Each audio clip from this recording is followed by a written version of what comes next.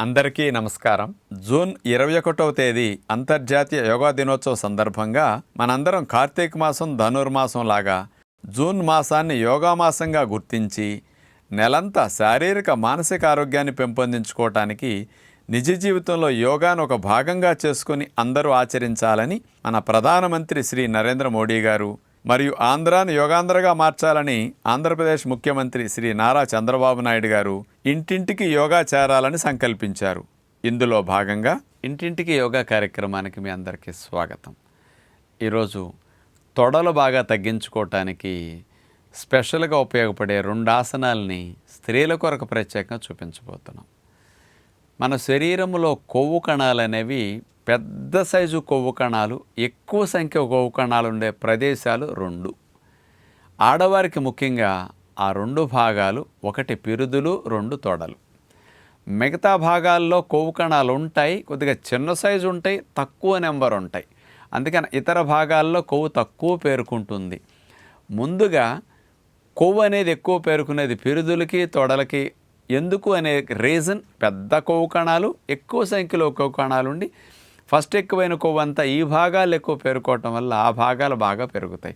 మరి స్త్రీలకు ఆ భాగాలు ఎక్కువ పెరగటం వల్ల అనేక రకాల అసౌకర్యాలు ఉంటాయి, వాళ్ళ అందానికి ఆటంకం కలుగుతుంది. మరి అలాంటి వారు ఆ తొడల భాగాన్ని, పిరుదుల భాగాన్ని బాగా తగ్గించుకోవాలి అన్నప్పుడు స్పెషల్గా 2 ఆసనాలు బాగా ఉపయోగపడతాయి. అదేనండి గోడ కుర్చీ. చిన్నప్పుడు తప్పు చేస్తే మాస్టర్ గారు గోడ కుర్చీ వేయించేవారు కదా. ఆ రోజుల్లో తప్పు చేస్తే పనిష్మెంట్ కింద గోడ కుర్చీ వేసాం. ఇప్పుడు పని చేయకుండా కదలకుండా కూర్చుని మరి ఆహారం ఎక్కువ తినటం వల్ల కొవ్వు పేరుకుపోయి ఆ భాగాల్లో పేరుకుంది కదా. మరి అలాంటి దానికి పనిష్మెంట్ లాగా, పెనాల్టీ లాగా ఇప్పుడు గోడ కుర్చీ వేసేస్తే భలే తగ్గుతుంది. అలాగే వీరభద్రాసన్. ఈ 2 కూడా ఆ భాగాల్లో కొవ్వును కరిగించడానికి మంచిగా ఉపయోగపడతాయి. మరి ఎలా చేయాలో చూద్దాం.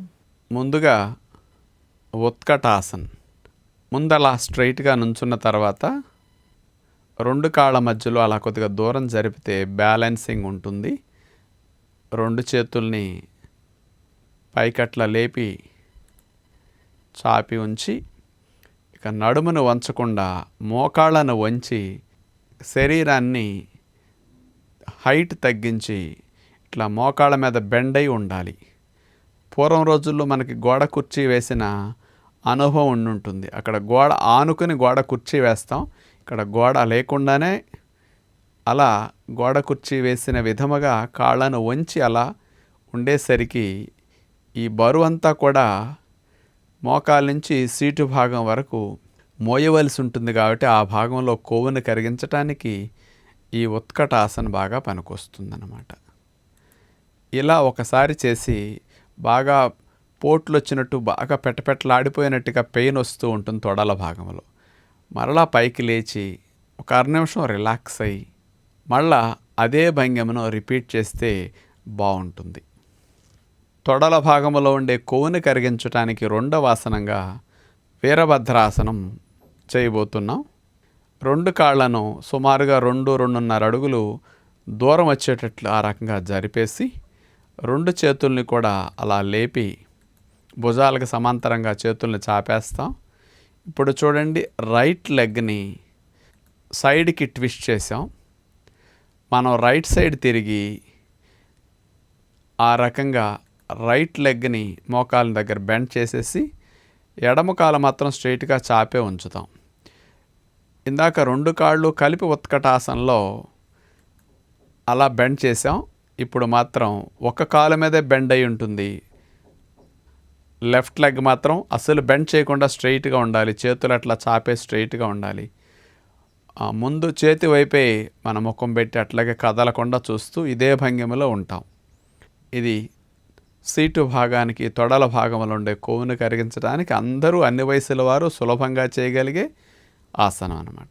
నడుము నొప్పులున్నా, మెడ నొప్పులున్నా, డిస్క్ ప్రాబ్లం ఉన్న అందరూ చేయవచ్చు. దీన్ని ఎక్కువసేపు ఉండటం కష్టం అనిపిస్తుంది, క్రమేపీ సాధన ద్వారా పెంచుకోవచ్చు. ఇక నొప్పి అనిపించినప్పుడు మెల్లగా గాలి పీల్చుకుంటూ ఆసనాన్ని తీసేసి హాయిగా రిలాక్స్ అవుతాం. ఇప్పుడు మరో ప్రక్కకి చేయవలసి ఉంటుంది. ఇందాటి వలె కాళ్ళను మళ్ళా 2-2.5 అడుగుల దూరం వచ్చే విధంగా జరిపి నుంచుని 2 చేతుల్ని అట్లా భుజాలకు సమాంతరంగా చాపేసి ఈసారి లెఫ్ట్ సైడ్కి మనం తిరగవలసి ఉంటుంది. లెఫ్ట్ లెగ్ని పాదం అట్లా స్ట్రైట్గా పెట్టి ఎడమ మోకాలు అట్లా ఫోల్డ్ చేస్తాం.